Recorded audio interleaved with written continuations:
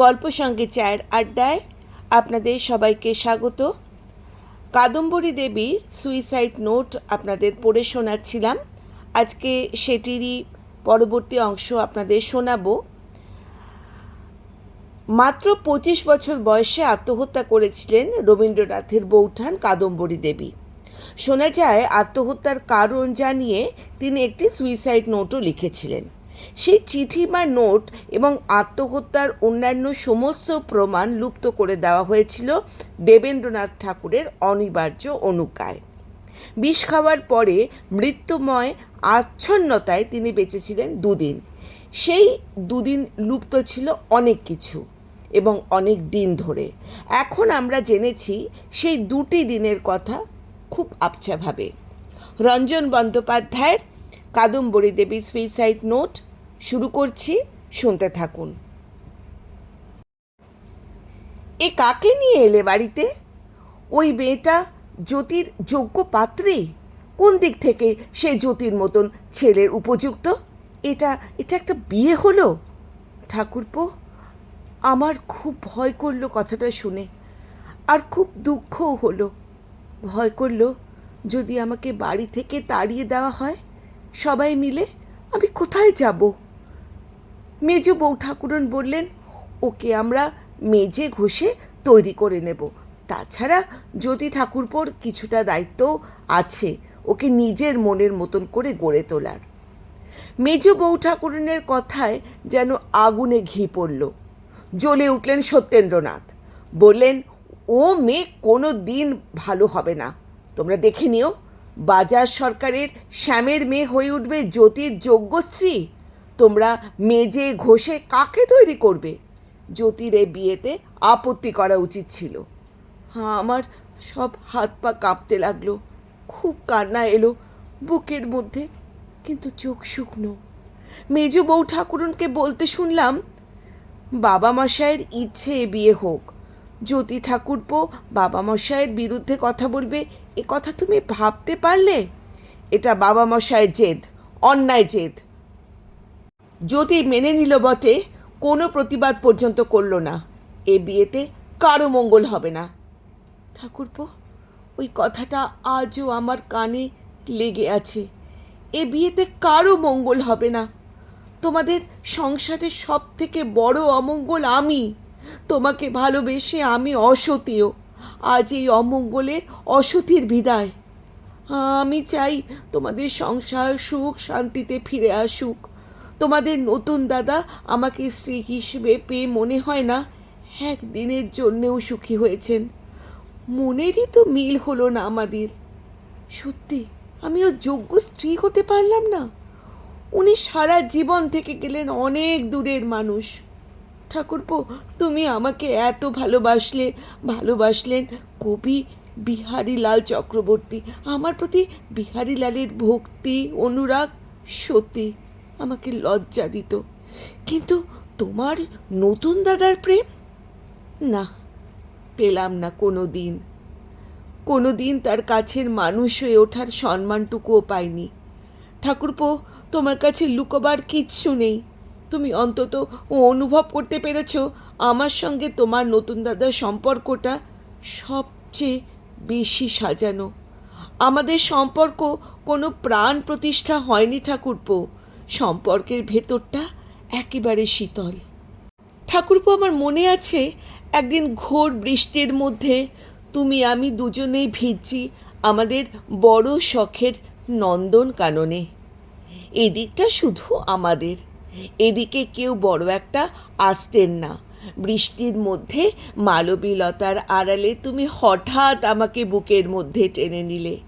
সেই টানের মধ্যে আমার অন্তরের উজান ছিল ঠাকুরপো। আমি বাধা দিতে পারিনি, চাইও নি। কোনো অন্যায় গলায় দুলে ওঠে হৃদয়ের বড় মালা। সে অন্যায়কে বরণ করে নেয় সমস্ত মন প্রাণ। ঠাকুরপো, তোমার আলিঙ্গন ছিল তেমন অন্যায়। বৃষ্টিতে ভিজছ তুমি, কি সুন্দর দীর্ঘ শরীর তোমার দীর্ঘ সিক্ত কেশদাম নেমে এসেছে বলিষ্ঠ গিবা পর্যন্ত।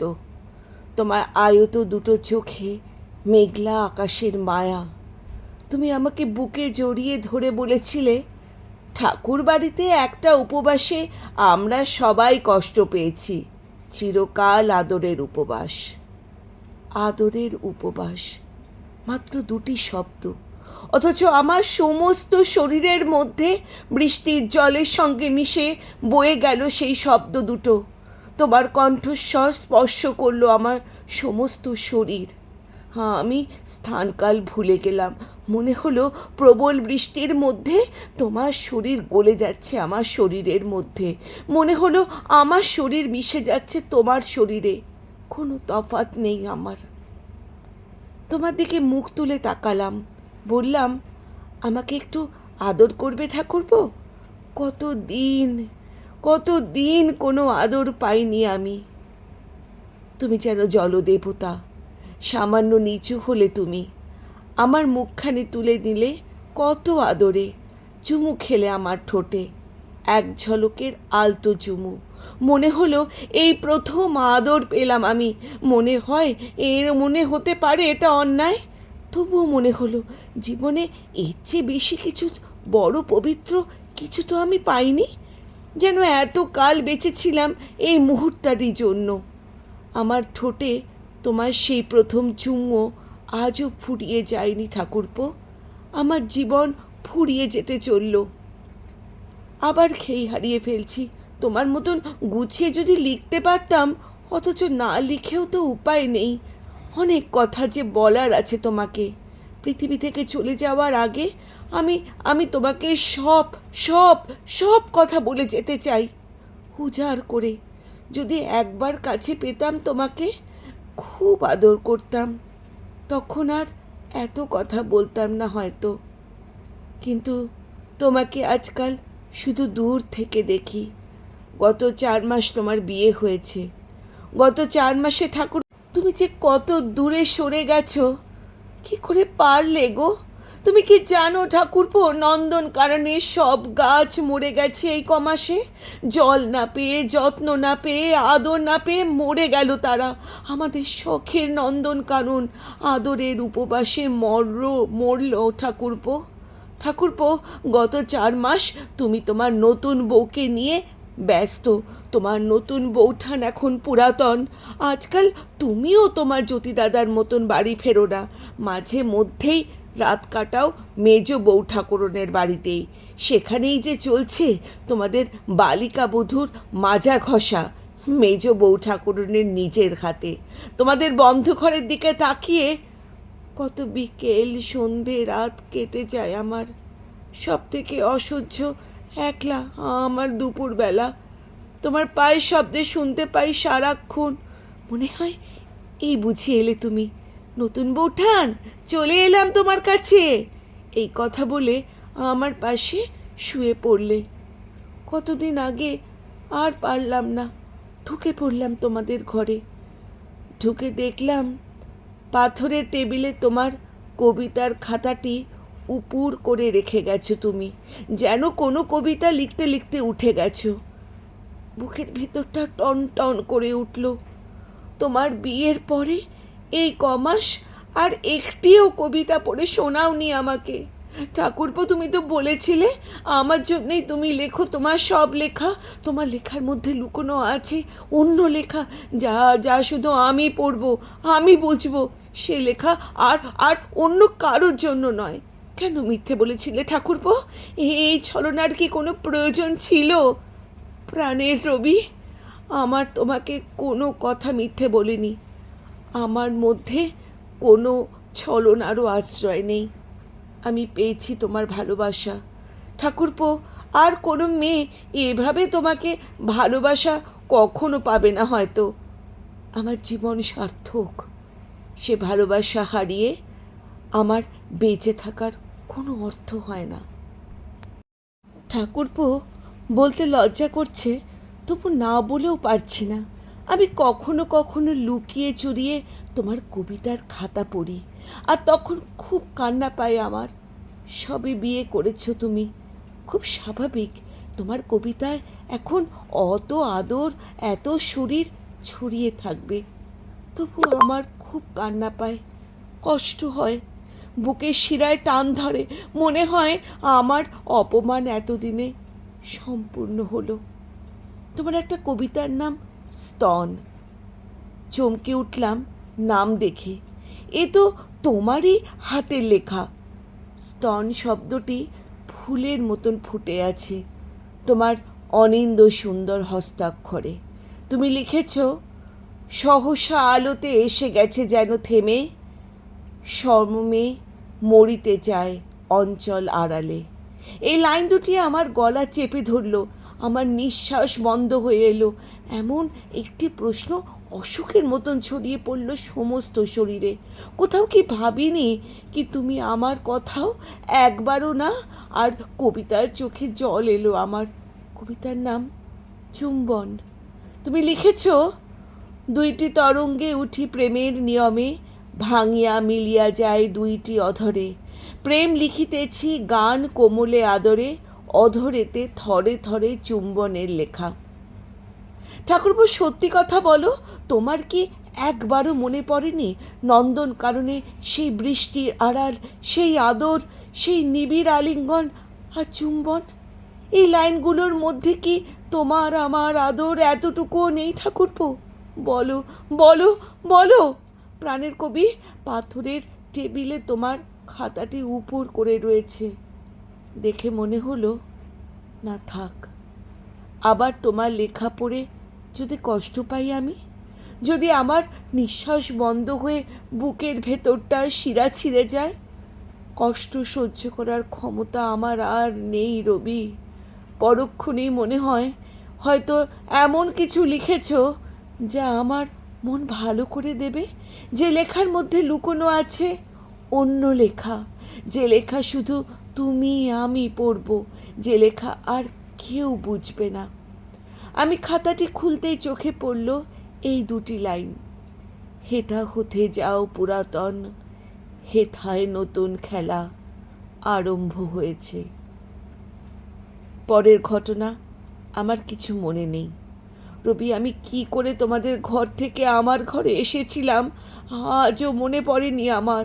শুধু মনে আছে যখন চেতনা ফিরল তখন রাত্রির হয়ে গেছে।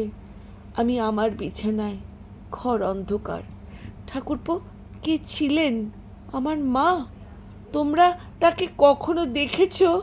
কখনো কি আমি পেয়েছি মায়ের আদর? 4 কন্যার জন্ম দিয়েছিলেন আমার মা, বড়দা আর মনোরমা আমার 2 দিদি, আর শ্বেতাম্বরী আমার ছোট বোন। আমি শ্যাম গাঙ্গুলির 3 নম্বর মেয়ে। শুধু বাবার নামেই আমার পরিচয়। কোথায় হারিয়ে গেলেন আমার মা, তাকে আমার মনেই পড়ে না। তোমার নতুন দাদাকে আমার মায়ের কথা কোনো দিন জিজ্ঞাসা করতে সাহস হয়নি। আমার বাবা, তার সমস্ত অপমান সত্ত্বেও এক অর্থে তো ঠাকুর বাড়িতেই ছেলে। তাই এই বাড়িতে আমার জন্মের আগে তার স্থান হয়েছিল। তার বাসা ছিল জোড়াসাঁকোর বিরাট বাড়িটার নিচের তলায়, পায়রার খোপের মতন একটা ঘরে। আমার জন্ম কোথায় ঠাকুরপো? হাড়কাটা গলিতে, নাকি তোমার বাড়ির নিচের তলায়, যেখানে তোমরা আশ্রয় দিয়েছিলে গরিব আত্মীয় স্বজনদের? ঠাকুরপো, আমি তোমার কবিতায় দেখতাম দূর থেকে তুমি নামতে না নিচের তলায়। কোনোদিন আসোওনি আমার বাড়িতে, কেনই বা আসবে? কত বড় ধনী পরিবারের ছেলে তুমি। তখন তোমার বছর 9 হবে, আমি 8। তোমাকে দেখতাম দূর থেকে, দক্ষিণের বারান্দায় রেলিং ধরে দাঁড়িয়েছিলে। তোমার দৃষ্টি থাকতো আকাশ পানে। মাঝে মাঝে তুমি খেলা করতে বাগানে, ইচ্ছে করতো তোমার সঙ্গে গিয়ে খেলা করি। একদিন তখন তুমি আমার খুব বন্ধু। সেই যখন নন্দনকানন করছি দুজন মিলে, তুমি বিলেত থেকে ফেরার পরেই তখন তোমাকে জিজ্ঞাসা করেছিলাম, ঠাকুরপো, আমাকে মনে পড়ে তোমার? কেমন ছিলাম আমি এ বাড়ির বউ হওয়ার আগে তোমার নিচের তলায়? কথাটা শুনেই কেমন যেন বিষণ্ণ হয়ে গেলে তুমি, কুঁকড়ে গেলে ভেতর থেকে। শুধু বললে, মনে পড়ে না তো কিছু? আমি বললাম, কিছু মনে পড়ে না? আমি নিচের তলা থেকে দেখতাম তোমাকে, তুমি যখন এসে দাঁড়াতে দক্ষিণের বারান্দায়, একদিন তোমাকে দেখে হাত নেড়েছিলাম, মনে পড়ে তোমার? তুমি বললে, নিচের দিকে দেখতামই না আমি তো আকাশ দেখতাম। তোমার আকাশ দেখতে ভালো লাগতো না? আমি বললাম, আমার ঘর থেকে আকাশ দেখা যেত না। আমার তো তোমার মতো বারান্দাও ছিল না ঠাকুরপো। হয়তো আমার কথা শুনে তুমি কষ্ট পেয়েছিলে। কোনো কথা বললে না। নন্দনকাননের চাপা গাছ থেকে একটা স্বর্ণ চাপা তুলে হঠাৎ গুজে দিলে আমার খোপায়। প্রাণের ঠাকুরপো, যে অবস্থার মধ্যে কেটেছিল আমার শৈশব, সেইখানে কোনো দিন পৌঁছয়নি তোমার বড় বাড়ির কোনো রোশনাই, হাসি, গান, আনন্দ। ঠাকুরবাড়ির ফরমাস খাটা বাজার, সরকারের কালো রোগা মেয়েটার জীবনের সঙ্গে তোমার জীবনের কোনো মিল ছিল না। তোমার নতুন দাদার সঙ্গে আমার বিয়ের আগে হঠাৎ ঠাকুরবাড়ির বউ হয়ে এসে পড়েছিলাম তোমাদের অন্দরমহলে। এসে দেখলাম কি এলাকি ব্যাপার! ছেলে মেয়ে, জামাই, বউ, নাতি নাতনি, দাস দাসীতে বাড়িটা গম গম করছে। কে কার কি, কার সঙ্গে কার কি সম্পর্ক, এসব বুঝে উঠতে আমার বেশ সময় লেগেছিল। একটা কথা বুঝতে অসুবিধা হয়নি, ঠাকুর বাড়িতে প্রতিদিনই যেন উৎসব। রান্নাঘরে 10-12 জন বামুন ঠাকুর ভোর থেকে রান্না চড়ায় গনগনে উনুনে। রান্নার ব্যবস্থাও দু রকমের, একটা সরকারি, একটা বেসরকারি। ঘরে ঘরে যে রান্না বামুন ঠাকুরেরা পৌঁছে দেয় সেটা সরকারি রান্না, কিন্তু প্রতি মহলে ঘরে ঘরে তো লোক, প্রত্যেকের রুচি আলাদা। সুতরাং প্রতি মহলের জন্য তোলা উনুনে স্বামী ও স্ত্রীর ফরমাস অনুসারে কিছু বিশেষ রান্নাও হয়, সেটা বেসরকারি রান্না। এসব দেখে আমি তো তাজ্জব। তোমার নতুন দাদার খাবার রুচি ছিল সম্পূর্ণ ভিন্ন। আমার উপর ভার পড়ল তার রুচি অনুযায়ী রান্না করার। রান্নার তখন আমি কিছুই জানতাম না, ধীরে ধীরে শিখতে হলো সবই। আমার একেবারেই ভালো লাগেনি ঠাকুরবাড়ির ভাড়ার ঘরের বৈঠকি আড্ডা। তরকারি কোটার আসলে সবাইকে থাকতে হতো, আমিও থাকতাম। আমার মন থেকে পড়ে থাকতো তোমার কাছে ঠাকুরপো। সেই ভাড়ার ঘরে আড্ডাতেই ঠাকুরবাড়ির মহিমা মহলের কত খোঁটা, কত গঞ্জনা যে আমাকে সহ্য করতে হয়েছে। প্রথম প্রথম আমার সন্তান হলো না বলে গঞ্জনা। আমি বাঁজা, এই বাঁজা বউকে নিয়ে ঘরে এনে তোমার নতুন দাদার কত হতাশা, কত যন্ত্রণা, এসব কথা যে কতভাবে আমি শুনেছি। তারপর হলো তোমার আমার সম্পর্ক নিয়ে গুঞ্জন।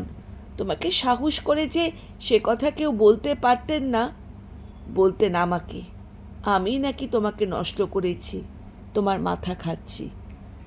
প্রাণের ঠাকুরপো, দেখলে তো গুছিয়ে লেখা আমার পক্ষে সম্ভবই নয়, বিশেষ করে মনের এই অবস্থায়। যত বেলা বাড়ছে ততই যে এগিয়ে আসছে আমার চিরবিদায়ের মুহূর্ত। আরও বিপন্ন, বিষণ্ণ হয়ে পড়ছে মন। দিশেহারা হয়ে যে কথা তোমাকে বলতে চাই তার থেকে দূরে চলে যাচ্ছি বারবার। আমার তো আর বেশি সময় নেই, অথচ সব কথা যে বলতেই হবে তোমাকে। হে আমার প্রিয়তম পুরুষ, প্রিয়তম বন্ধু, আমার চিরসখা, তোমাকে না বলে যে আমি মরতেও পারবো না। আমার রবি, কতই বা বয়স হবে তোমার, যখন তো তুমি একরত্তি বালক, বয়সেই 7-8 হবে। আমার তখন বেশ বয়স, আমার বিয়ের দিনেই তো আমি 9 পড়লাম। 1868 5ই জুলাই আমার 9 বছরের জন্মদিন। হিন্দুরা বলে জন্মদিনের দিন বিয়ে করতে নেই। তা তোমরা তো হিন্দু নও, ব্রাহ্ম, ওসব কুসংস্কার তোমাদের নেই। তবে আসল কথাটা হলো, সেদিন যে আমার জন্মদিন সেই কথাটা কেউ মনে রাখিনি। ওই দেখো, এবার এবার এবার মনে পড়ল আমার আমার মায়ের কথা। ওই তো আমি দেখতে পাচ্ছি অমছা হয়ে দাঁড়িয়ে আছে এক কোণে, বলছেন জন্মদিনে বিয়ে দিলে সে বিয়ে শুভ হয় না। ঠাকুরপো, এসব সব মনে পড়ছে আমার। মায়ের নাম ত্রৈলোক্য সুন্দরী, যার কথা কেউ শুনল না।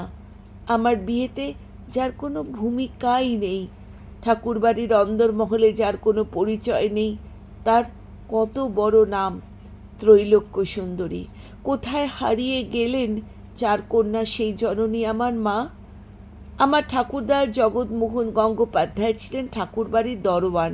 তোমাদের বাড়ির ফটকেই চিরস্থায়ী আসন পাতা ছিল। আমার দাদামশাইয়ের নাম শশীভূষণ মুখোপাধ্যায়। ঠাকুর বাড়িতে তার কোনো পরিচিতিই নেই। ওই দেখো, আবার পিছলে গেল আমার লেখা। সে কথা বলছিলাম, সে কথা বলতে বলতে চলে গেলাম কোন কথায়, যে কথা বলছিলাম। 1868 সালের 5ই জুলাই আমার জন্মদিনে তোমার 19 বছরের নতুন দাদার সঙ্গে আমার বিয়ে হয়ে গেল। কি দুর্লভ সৌভাগ্য আমার! ঈশ্বরের কত বড় আশীর্বাদ আমার ওপর থেকে। আমি যার বিদ্যে তখন প্রথম ভাগও পেরোইনি। আমি এক গরিব কালো রোগা মেয়ে হয়ে গেলাম ঠাকুরবাড়ির বিদ্বান, অপূর্ব রূপবান অভিজাত যুবক, গানে বাজনায় লেখায় সরস্বতীর বরপুত্র, স্বয়ং জ্যোতিরিন্দ্রনাথের স্ত্রী। গল্প সঙ্গে চায়ের আড্ডায় আজ এখানেই সমাপ্ত। এটা ক্রমশ প্রকাশিত হবে। আপনারা যারা আমার এই চ্যানেলটিকে শুনছেন, তারা যদি প্রথমবার শোনেন, যদি আপনাদের ভালো লাগে, দয়া করে সাবস্ক্রাইব করবেন এবং আপনাদের অমূল্য মতামত জানিয়ে একটি লাইক দেবেন। সঙ্গে থাকার জন্য ধন্যবাদ।